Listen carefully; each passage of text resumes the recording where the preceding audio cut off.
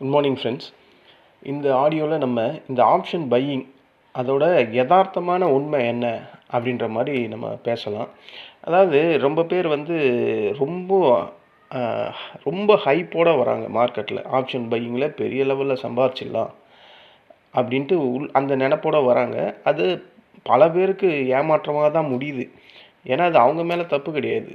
ஏன்னா பல சோஷியல் மீடியாக்களில் ஸ்க்ரீன்ஷாட்டு தான் அவங்கள அந்த மாதிரி மாற்றுது. அதுதான் ஒரு யதார்த்தமான உண்மை. பல பேர் ஸ்க்ரீன்ஷாட்டில் மாடிஃபை பண்ணுறது, ஃபோட்டோஷாப்பில் இல்லுஸ்ட்ரேட்டிங்கில் பண்ணுற டெக்னிக்லாம் எனக்கு கூட தெரியும். ஏன்னா நான் அந்த ஃபீல்ட்லேயே இருக்கிறவன். ஸோ இது புதுசாக இருக்கவங்களுக்கு, மார்க்கெட்டில் புதுசாக உள்ளே வரவங்களுக்கு, அவங்களுக்கு இதை பற்றியே அந்த ஐடியாவே இல்லாத போது அவங்க போடுறாங்களே, அவ்வளோ ப்ராஃபிட் பண்ணுறாங்களே அப்படின்ற மாதிரி அதோட பேக்ரவுண்ட் பின்புலத்தை அவங்க பார்க்குறதே கிடையாது. யாரோ ஒருத்தரை சொல்கிறத நம்பி அவங்க அப்படியே அதை தான் உண்மை அப்படின்ற மாதிரி ஃபீல் பண்ணி ஆப்ஷன் பையிங்கில் பெரிய லெவலில் சம்பாதிக்க முடியும் அப்படின்ற மாதிரி அந்த நினப்பிலேயே உள்ளே பல லட்சங்களை பல மாதங்கள்லேயே சில வருஷங்கள்லேயே இழந்துடுறாங்க.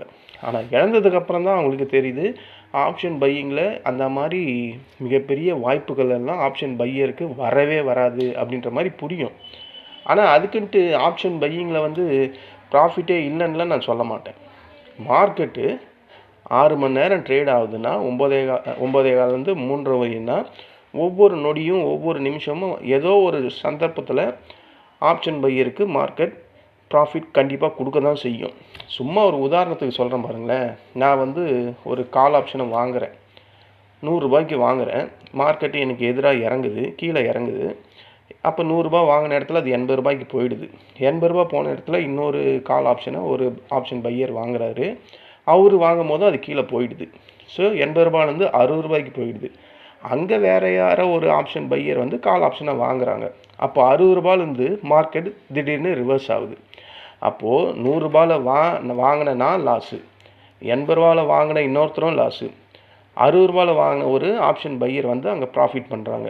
ஏன்னா மார்க்கெட் அங்கேருந்து ரிவர்ஸ் ஆகுது. அப்போது ஏதோ எந்த ஒரு நேரத்துலையும் எந்த ஒரு சந்தர்ப்பத்துலையும் இந்த மார்க்கெட் ஆப்ஷன் பையருக்கான ப்ராஃபிட்டை கண்டிப்பாக கொடுக்க தானே செய்யுது. இதுக்கு அர்த்தம் அது தானே. நான் ஃபெயிலியர் ஆகிறேன், இன்னொருத்தரும் ஃபெயிலியர் ஆகிறாரு, ஒருத்தர் சக்ஸஸ் பண்ணுறாரு. ஸோ நாங்கள் 2 பேரும் அப்போ என்ன அங்கே ஃபீல் பண்ணணும்னா, நம்ம ஏன் அந்த இடத்துல என்ட்ரி எடுத்தோன்றதை முதல்ல திங்க் பண்ணணும். அந்த 3வது இடத்துல அவர் 60 ரூபாய்க்கு வாங்கினார், அவர் எப்படி ப்ராஃபிட் பண்ணாருன்றதை நம்ம யோசிக்கணும். அப்போது அந்த யோசிக்கிற அந்த தன்மை தான் ஆப்ஷன் பையருக்கு வேணும். 100 ரூபாயில் வாங்கின இடத்துல நான் பண்ண தப்பு என்ன, 80 ரூபாயில் இன்னொருத்தர் வாங்கினாரு, அவர் அங்கே என்ன தப்பு பண்ணாருன்றதை நம்ம தெரிஞ்சுக்கணும். தெரிஞ்சுக்கிட்டு ஆப்ஷன் பையிங்கில் நாங்கள் 2 பேரும் அதை நோக்கி போனோம்னா 3வது ஜெயிச்சார் பார்த்தீங்களா, அது மாதிரி நானும் ஜெயிக்கலாம். அந்த மாதிரி வழிகள் மார்க்கெட்டில் ஏராளமாக இருக்குது 6 மணி நேரத்தில். அப்போது மார்க்கெட்டில் ஒவ்வொரு நிமிஷமும் எங்கேயோ ஒரு இடத்துல ஆப்ஷன் பையருக்கான ப்ராஃபிட் இருக்குன்றது ஒத்துக்கிறீங்க தானே? அப்படி தானே மார்க்கெட்டில் நடக்குது. நம்ம லாஸஸ் பற்றியே பேசிக்கிட்டே இருக்கோம். ஏன்னா நான் லாஸ் பண்ணிட்டேன், இன்னொருத்தரும் அந்த இடத்துல லாஸ் பண்ணிட்டாரு, ஒருத்தர் ப்ராஃபிட் பண்ணுறாரு. மார்க்கெட் ப்ராஃபிட் பண்ணுறதுக்கான ஆப்பர்ச்சுனிட்டியை கொடுக்குது. இதுதான் அதில் இருக்கக்கூடிய உண்மை. அப்போது ஆப்ஷன் பையிங் ஏன் நிறைய பேர் அதை பற்றியே பேசுகிறாங்க, அதில் லாஸ் பண்ணுறதையே பற்றி பேசுகிறாங்க, ஏன் யாருமே ப்ராஃபிட்டை மட்டும்தான் பேசுகிறாங்க, லாஸை பற்றியே பேச மாட்டாங்கன்னா, அது ஒரு அட்ராக்டிவ் பண்ணுறதுக்காக தான். ஒவ்வொருத்தரும் ஒவ்வொரு குரூப்பை மெயின்டைன் பண்ணுறாங்க. அதில் பல பேரை உள்ளே இழுக்கிறதுக்காக அவங்க பண்ணுற லாஸஸ் எல்லாம் வெளிப்படையாக யாருமே சொல்ல மாட்டாங்க. இதுதான் அதில் இருக்கக்கூடிய உண்மை. இப்போ நான் ஒரு வாட்ஸ்அப் குரூப் வச்சுருக்கேன், ப்ரீமியம் குரூப் வச்சுருக்கேன்னா, நான் லாஸ் மட்டுமே ப்ராஃபிட் மட்டுமே சொல்லிக்கிட்டு இருந்தால் எல்லாருக்கும் ஒரு டவுட் வரும். நான் அப்படி பண்ணுறது கிடையாது. நான் இந்த யதார்த்தமாக இருக்கிற மாதிரி நான் இருக்கிற எல்லாத்தையுமே நான் சொல்லிவிடுவேன். என்கிட்ட இந்த ஒழிவு மறைவுலாம் இருக்காது. நான் என்ன பண்ணேன், ஏது பண்ணேன் அப்படின்றத ஓப்பனாகவே ஒவ்வொரு வீடியோலையும் சொல்லிக்கிட்டு தான் இருக்கேன். ப்ராஃபிட் பண்ணுறேன்னா, லாஸ் பண்ணுறேன்னா, இதுக்கு முன்னாடி நான் என்னென்ன பண்ணியிருந்தேன், எவ்வளோ லாஸ் பண்ணேன், இந்த மார்க்கெட்டில் எனக்கு என்ன எக்ஸ்பீரியன்ஸ் இருக்குன்னுலாம் நான் ஒவ்வொரு வீடியோலையும் பழைய வீடியோலாம் சொல்லியிருப்பேன். என்னை ஃபாலோ பண்ணுறவங்களுக்கு அது கண்டிப்பாக தெரியும். அதிலலாம் சில பேர் அட்மையர் ஆகிட்டு தான் என் குரூப்லேயே வராங்க. ஏன்னா நானும் அவங்கள மாதிரி இருக்கேன், அவங்களும் என்ன மாதிரி பொசிஷனில் இருக்காங்க அப்படின்ற யதார்த்தத்தை உணர்ந்து தான் அவங்க உள்ளே ஜாயின் பண்ணுறாங்க. அப்போது இதுதான் உண்மையான ஒரு யதார்த்தம். ஆப்ஷன் பையிங்லலாம் பெரிய லெவலில் நம்ம ஃபோக்கஸ் பண்ணுறதுலாம் இருக்குது பிரச்சனை. நம்ம எடுக்கிற என்ட்ரி வந்து கரெக்டான்றதை நம்ம பார்க்கணும். அதை பற்றி தான் இந்த ஆடியோவில் நான் பேச போகிறேன். ஓகேங்களா? அதாவது ஆப்ஷன் பையிங்கில் ப்ராஃபிட் வந்து பாசிபிள் தாங்க. உண்மையை சொன்னால் ஆப்ஷன் பையிங்கில் ப்ராஃபிட்ன்றது நிதர்சனமான உண்மை. எந்த ஒரு ஆப்ஷன் பையருக்கும் எங்கேயோ கிடைக்குது. அதை வந்து நான் மறுக்கவே மாட்டேன். ஆனால் அதில் ஒரு முக்கியமான ஒரு உண்மையும் இருக்குது. கரெக்டாக நமக்கு டைமிங் தெரியணும். சப்போர்ட்டில் இருக்கா, ரெசிஸ்டண்ட்டில் இருக்கா, இந்த டைமில் நம்ம எடுத்தால் மார்க்கெட் அங்கேருந்து போகுமா அப்படின்றதெல்லாம் பார்க்கணும். நமக்கு ப்ரீமியம் டிகே தான் மிகப்பெரிய ஒரு எதிரி இந்த ஆப்ஷன் பையிங்கில். தினமும் எல்லா ப்ரீமியம் எல்லா ஸ்ட்ரைக்லேயும் இந்த ப்ரீமியம் டிகே வந்து நடக்கும். நம்ம டைரெக்ஷன் கரெக்டாக போய் எடுப்போம், கெஸ் பண்ணியிருப்போம். ஆனால் டைம் கொஞ்சம் மிஸ் ஆச்சுனாவே அது லாஸ் வந்துடும். அந்த ஒரு ரீசனுக்காக தான் ஹோல்ட் பண்ணி ட்ரேட் பண்ணாதீங்க. 1 ஹவர் வெயிட் பண்ணுறேன், 1/2 ஹவர் வெயிட் பண்ணுறதுலாம் பண்ணாதீங்க. உங்கள் கெஸ் எல்லாம் கரெக்டாக இருக்கும், 100% இருக்கும். ஆனால் டைமில் வந்து அது சடான்னு மாறிடுச்சுன்னா உங்களோட ப்ராஃபிட் வந்து கண் எதிரிலே அது லாஸஸாக மாறிடும். ஸோ மார்க்கெட் வந்து உங்களுக்கு வந்து எதிரியாலாம் இங்கே வேலை செய்யலை. அதோட டைமென்ஷனே அப்படி தான் இருக்குது. நம்ம அந்த டைமென்ஷனுக்குள்ளே டிசிப்ளின் இல்லைன்னா மார்க்கெட் வந்து ஆப்ஷன் பையருக்கெல்லாம் இந்த இறக்கம்லாம் காட்டாது. நோ மெர்சி அப்படின்னு சொல்கிற மாதிரி எந்த ஒரு இறக்கமே காட்டாமல் செம காட்டும். அதனால தான் ஆப்ஷன் பையர் பெரிய லெவலில் லாஸ் பண்ணுறாங்க. இருக்கிற ரெண்டாவது உண்மை என்னென்னா, மேஜராக ஏன் லாஸ் பண்ணுறாங்கன்னா, பெரும்பாலானவங்க லாஸ் பண்ணுறதுக்கு மெயின் காரணம்னா என்ட்ரி இங்கே எடுக்கிறோம், ஏன் எடுக்கிறோன்னு தெரியாமல் எடுக்கிறாங்க. அதாவது ஒரு கிளியர் ரீசனே இல்லை. அப்புறம் ஸ்டாப் லாஸ் ஃபிக்ஸ் பண்ண மாட்டாங்க. அப்படி ஸ்டாப் லாஸ் ஃபிக்ஸ் பண்ணாலும் அதை போய் வந்து எமோஷனில் போய் ரீஅரேஞ்ச்மெண்ட் பண்ணுவாங்க. ஸ்டாப் லாஸை மாற்றி வச்சுப்பாங்க. அதுக்கப்புறம் ஓவர் ட்ரேடிங் பண்ணுவாங்க. எமோஷ்னலை கண்ட்ரோல் பண்ண முடியாமல் அகைன் போய் ரிவெஞ்ச் ட்ரேட் பண்ணுவாங்க. அதாவது ஒரு சின்ன கேபிட்டலை வச்சு மிகப்பெரிய பிக் எக்ஸ்பெக்டேஷன் பண்ணுவாங்க. இதுதாங்க மிகப்பெரிய தப்புன்னு நான் சொல்கிறேன். ஆப்ஷன் பையிங்கில் ஒரு சின்ன ஒரு 15,000 ரூபாய் ஒரு இந்த மணி நம்ம எடுக்கிறோம். 15,000 ரூபாய்க்கு 15,000 எக்ஸ்பெக்ட் பண்ண முடியுமா? இல்லை 5,000 எக்ஸ்பெக்ட் பண்ண முடியுமா? இல்லை 10,000 எக்ஸ்பெக்டேஷன் பண்ண முடியுமான்னு கேட்டால் ஆப்ஷன் பையிங்கில் அதெல்லாம் பண்ண முடியாது. ஆப்ஷன் பையிங்கில் அதுக்கான வாய்ப்புகளே இல்லை. மார்க்கெட் அந்த மாதிரி சந்தர்ப்பத்தை எந்த ஒரு நேரத்துலையும் கொடுக்காது. எப்போ ஒரு வாட்டி கொடுக்கும். அந்த எப்போ நடக்கிற ஒரு நிகழ்ச்சிக்காக 18 நாளும் 15 நாளும் நம்ம அதை நோக்கியே எக்ஸ்பெக்டேஷனோடு இருந்தால் கண்டிப்பாக மார்க்கெட்டில் நம்ம சர்வே பண்ண முடியாது. ஆப்ஷன் பையிங்கை லாட்ரி மாதிரி நம்ம ஃபீல் பண்ணவே கூடாது. அது ஒரு ப்ராபபிலிட்டி. அந்த ப்ராபபிலிட்டியில் நமக்கு வின்னிங் கேம் இருக்கா, லூசிங் கேம் இருக்கா அப்படின்றத ஃபோக்கஸ் பண்ணி ஒரு யதார்த்தமான ப்ராஃபிட்டை தான் ஏம் பண்ண முடியும். அதை தான் நம்மளால் பிடிக்க முடியும். ப்ராபபிலிட்டி வந்து இருக்குது, வின் பண்ணுறதுக்கும் இருக்குது. அந்த ப்ராபபிலிட்டியை டிசிப்ளினோடு சேர்த்து கரெக்டாக மேனேஜ் பண்ணால் நம்மளோட கேபிட்டல் கண்டிப்பாக ஸ்ட்ரென்த்தாக டெவலப் ஆகும். இல்லை ப்ராபபிலிட்டி இருக்கேன்னு தெரிஞ்சு டிசிப்ளின் ஃபாலோ பண்ணாமல் எக்கச்சக்கமாக over trade, emotion trade, stop loss fix பண்ணாமல் என்ட்ரியை கரெக்ட் டைமில் எடுக்காமல் போயிட்டிங்கன்னா உங்களோட கேபிட்டல் வந்து ஸ்லோவாக வந்து கரைய தான் ஆரம்பிக்கும். இது யதார்த்தமான உண்மை. மூணாவது ஒரு உண்மை என்னன்னா, ட்ரேடு எடுக்காமல் இருக்கிறது கூட சில நேரங்களில் ஒரு சூப்பர் ஸ்கில்லு. அதாவது இந்த புதன்கிழமை இந்த வாரத்தில் நடந்ததில்ல, அப்போ வந்து மார்க்கெட்ஸ் ஃபுல்லாக ஒரு சைட்வே. அப்போது ஆப்ஷன் பையரால் அங்கெல்லாம் ஒன்றுமே பண்ண முடியாது. நீங்கள் பண்ணாலும் அது லாஸஸ் தான் வரும். ஸோ அந்த மாதிரி நேரத்தில் ட்ரேட் எடுக்காமல் கம்முன்னு வெறுமனே நம்ம பார்க்கலாம். உங்களால் பார்க்க முடியலனா க்ளோஸ் பண்ணிட்டு நம்ம ரொட்டீன் ஒர்க்கை பண்ண போயிடலாம். ஸோ சில நேரத்தில் மார்க்கெட்டில் ட்ரேட் பண்ணாமல் இருக்கிறதே ஒரு பெஸ்ட்டு டிசிஷனாக தான் இருக்கும். அதுதான் உண்மை. மார்க்கெட் ஆப்பர்ச்சுனிட்டி டெய்லியும் தருது. இது என்னோடய கருத்து. ஓகேங்களா? கேபிட்டல் ஒன்ஸ் போயிட்டா ஆப்பர்ச்சுனிட்டியை நம்மளால் யூஸ் பண்ண முடியாது. அதாவது நம்ம கோல் என்னவாக இருக்கணும்னா, ஆப்ஷன் பையிங்கில் நம்மளோட கோல் வந்து நம்மளோட கேபிட்டலை ப்ரொடெக்ட் பண்ணணும். ஸோ ஃபஸ்ட்டு கோல் வந்து நம்ம மார்க்கெட்டில் சர்வே பண்ணணும். நம்ம மார்க்கெட்டில் சர்வே பண்ணுறதுக்கு எது வேணும்னா கேபிட்டல் தான் வேணும். ப்ராஃபிட் செகண்ட் பர்சன், ப்ராஃபிட்டெல்லாம் அதில் 2வது இடம்தான். அப்போது நம்ம மார்க்கெட்டில் சஸ்டெயின் பண்ணணும்னா நம்ம கேபிட்டலை தான் ப்ரொடெக்ட் பண்ணணும். அப்போ நான் சொன்ன இந்த விதத்தில் தான் நம்ம ஆப்ஷன் பையிங்கை ஃபோக்கஸ் பண்ணணும். 4வது உண்மை என்னென்னா, ஒரே ஒரு சின்ன ரூல் தாங்க. ஒரு ட்ரேடு லாஸ் ஆகுது, ஒரு ட்ரேடு எடுக்கிறீங்க, அது லாஸ் ஆகிடுது.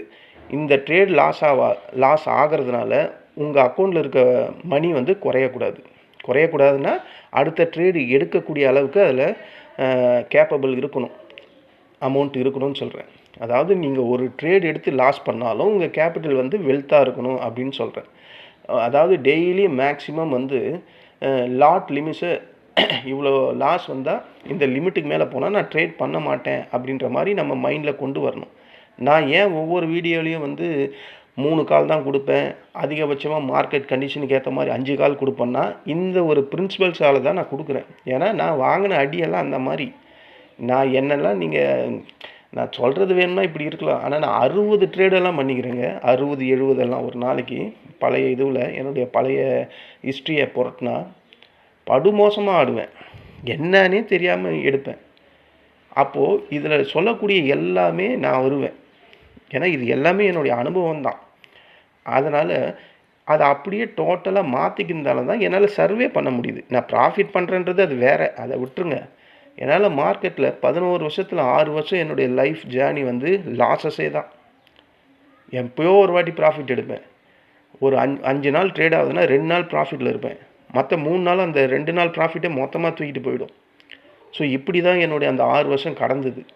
இந்த கொரோனான்னு ஒன்று வந்ததுக்கப்புறம் தான் மார்க்கெட்டை நான் ஃபுல்லாக புரிஞ்சிக்க கற்றுக்கிட்டேன். ஆப்ஷன் பையிங்னா என்னன்ற ஒரு யதார்த்தத்தை உணர்ந்துட்டேன். ஆப்ஷன் பையிங்கில் பிரம்மாண்டமான வளர்ச்சி, பெரிய ப்ராஃபிட் ஏர்ன் பண்ண முடியுன்றதெல்லாம் டோட்டலாக முடியாது. அதாவது சின்ன சின்ன ஸ்மால் கன்சிஸ்டண்ட்டான ப்ராஃபிட்டை பிடிச்சாதான் அது ஒரு நாள் பெரிய பெரிய பிக் ப்ராஃபிட்டாக வளரும். இதுதான் நான் மார்க்கெட்டில் தெரிஞ்சுக்கிறது.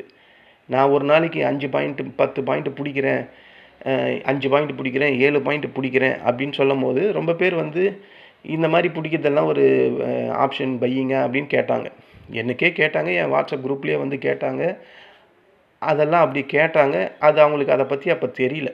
ஆனால் சின்ன சின்ன ப்ராஃபிட் ஒரு நாளைக்கு நான் வந்து ஒரு 6 பாயிண்ட் எடுக்கிறேன்னே வச்சிங்களேன், 7 பாயிண்ட் எடுக்கிறேன்னு வச்சிங்களேன், 10 பாயிண்ட் எடுக்கிறேன். ஒரு நாளைக்கு ஒரு ட்ரேட் பண்ணால் 650 ரூபா.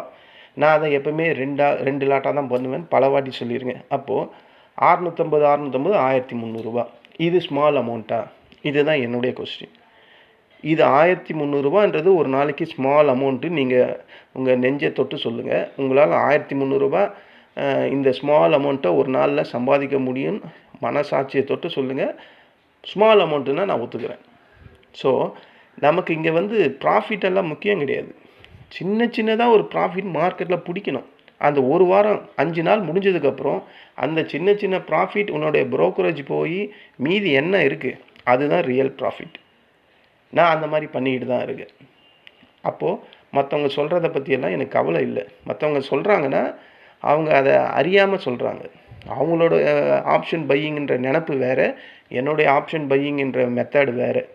ஓகேங்களா? என்னுடைய மெத்தடு இது தான். சின்ன சின்னதாக ப்ராஃபிட் பண்ணாலும் அது மந்த்லி வைஸ் பார்க்கும் போதோ இல்லை வீக்லி வைஸ் பார்க்கும் போதோ இல்லை இயர்லி வைஸ் பார்க்கும் போதோ அது எனக்கு பெருசாக வரும். சின்ன சின்ன வாட்டர் துளி தாங்க பெரிய ஒரு கோவலை தண்ணியாக மாறும். அது ரொம்ப பேருக்கு புரியவே மாட்டுது. அந்த புரியாத ஒரு கான்செப்டில் தான் ஆப்ஷன் பையிங் உள்ளே போய் பல லட்சங்களை இழந்துடுறாங்க. அதுக்கப்புறம் ட்ரேட் பண்ணுறதுக்கு அவங்கக்கிட்ட பொட்டென்ஷியலாக மணி இல்லை, அந்த ஜேர்னியை அவங்களால ஸ்டார்ட் பண்ண முடியல. கடைசியாக என்ன சொல்லிடுவாங்கன்னா, இது வந்து ஆப்ஷன் பையிங்னாவே அது வந்து தோக்கிற ஒரு கேமு, அதோட டைமென்ஷனே அப்படி தான் இருக்குது. ஒருத்தன் விற்றா தான் ஒருத்தன் லாஸ் பண்ணால் தான் ஒருத்தன் கெயின் பண்ண முடியும். இது எல்லாத்துலேயும் அப்படி தான் இருக்குது. மனுஷன் ஒவ்வொரு இதுலேயும் ஒவ்வொரு பிஸ்னஸ்லேயும் எல்லா ஒரு சர்க்கிள்லேயும் சைக்கிள் இப்படி தான் இருக்குது. ஒருத்தன் லாஸ் பண்ணால் தான் ஒருத்தன் கெயின் பண்ண முடியும். இது மார்க்கெட்டில் மட்டும் இல்லை, எல்லாத்துலேயுமே இருக்குது. ஸோ அப்போ இதை வந்து நம்ம மார்க்கெட்டில் கூட லிங்க் பண்ணக்கூடாது. மார்க்கெட் இப்படி தான் இருக்குதுன்னு உனக்கு தெரியுது, அப்போ நீங்கள் அதில் அதுக்கேற்ற மாதிரி என்ன பண்ணுன்றது தான் அங்கே கொஸ்டின். உன்னால் லாஸ் பண்ணிக்கிட்டே தான் இருக்க முடியுதுன்னா அப்போ நீ மார்க்கெட்டுக்கு ஃபிட் இல்லை. நீ இன்னும் மார்க்கெட்டில் தெரிஞ்சிக்க வேண்டியது எவ்வளவோ இருக்குன்றது தான் அதுக்கு அர்த்தம். அப்போ நீ அதை நோக்கி தான் போகணும். மார்க்கெட்டை குறை சொல்லிக்கிட்டு இருந்தாலும் வேலைக்கு ஆகாது. அப்போ மார்க்கெட்டில் டெய்லியும் ப்ராஃபிட் பண்ணுறவங்க என்ன சொல்லுவாங்க? மார்க்கெட்டில் ரெகுலராக ப்ராஃபிட் பண்ணுறவங்க யாராவது உண்மையை சொல்கிறாங்களா? சொல்ல மாட்டாங்க. லாஸ் பண்ணுறவங்க மட்டும்தான் அதை பற்றியே பேசிகிட்டு இருப்பாங்க.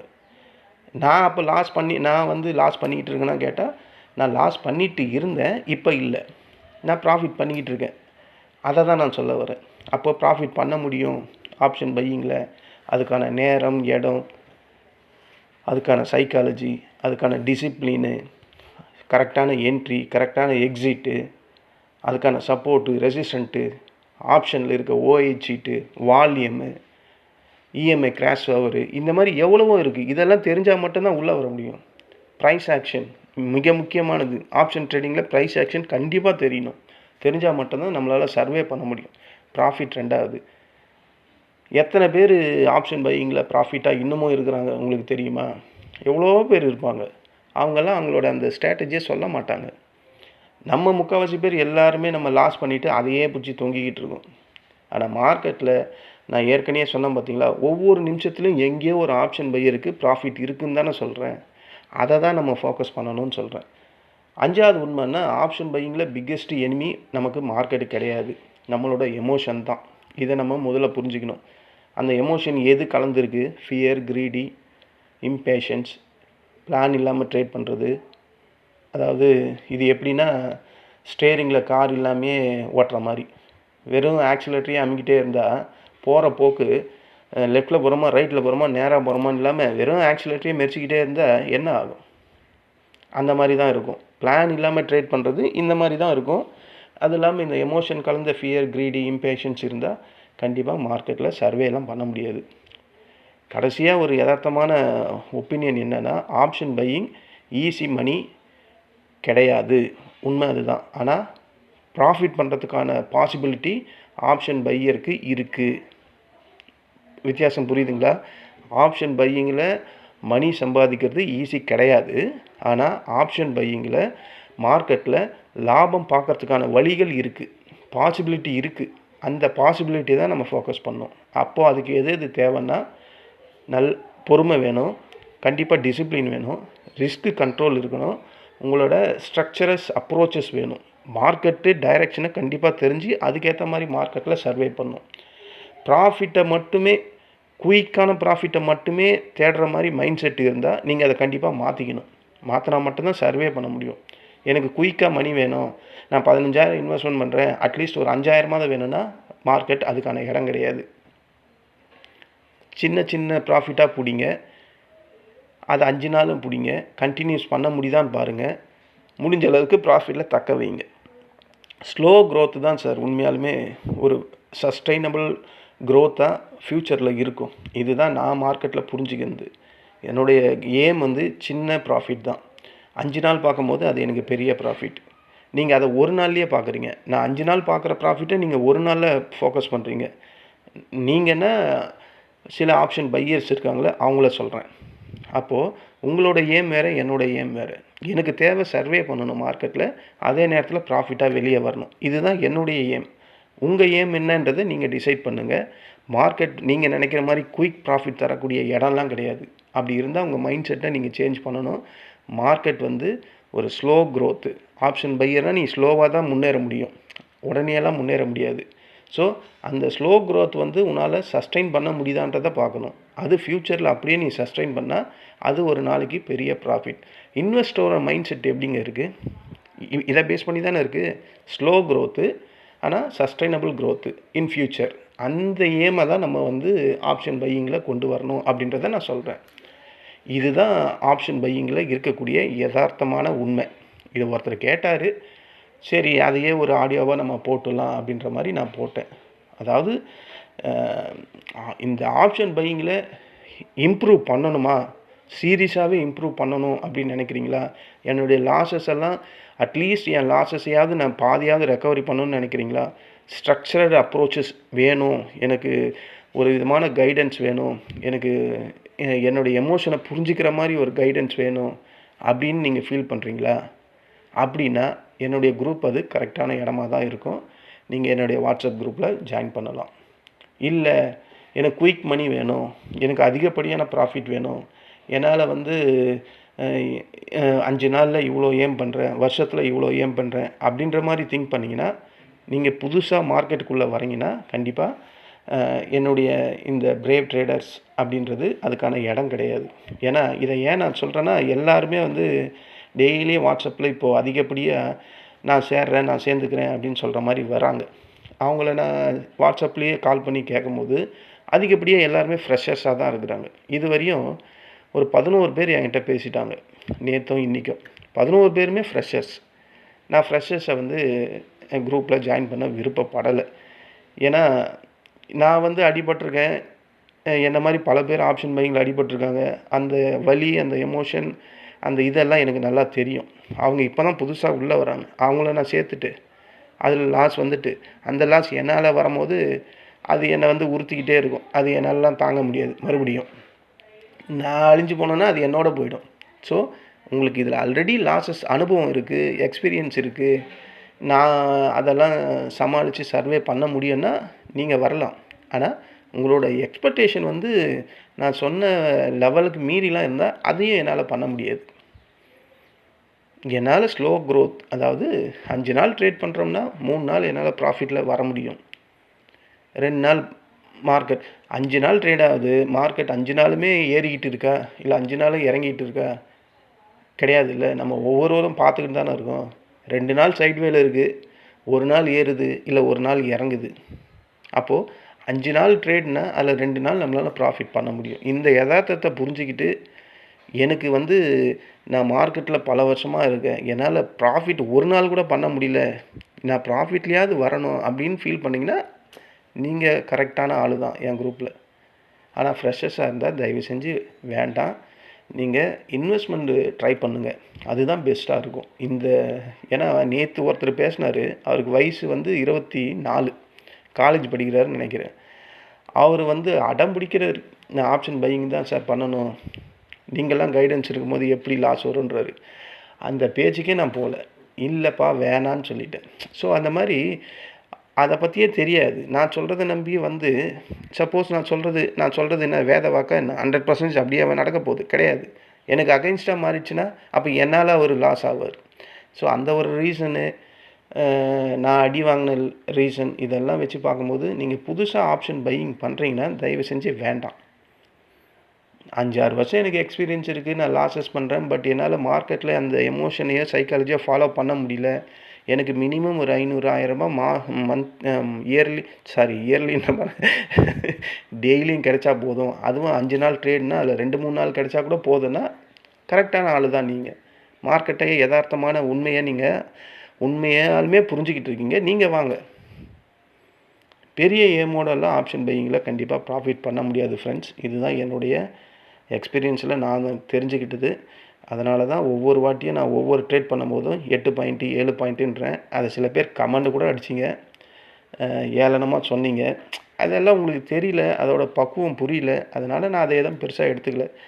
யதார்த்தமான உண்மைனா இது தான். இதில் வந்து எந்த ஒரு ஹைப்பும் கிடையாது, எந்த ஒரு ஃபியரும் கிடையாது, கேரண்டி ப்ராமிஸ் நான் எதையும் கொடுக்கவும் கிடையாது. உண்மையான ஆப்ஷன் பையிங்னா இப்படி தான் இருக்குன்றதை தான் நான் சொல்கிறேன். ஓகேங்களா?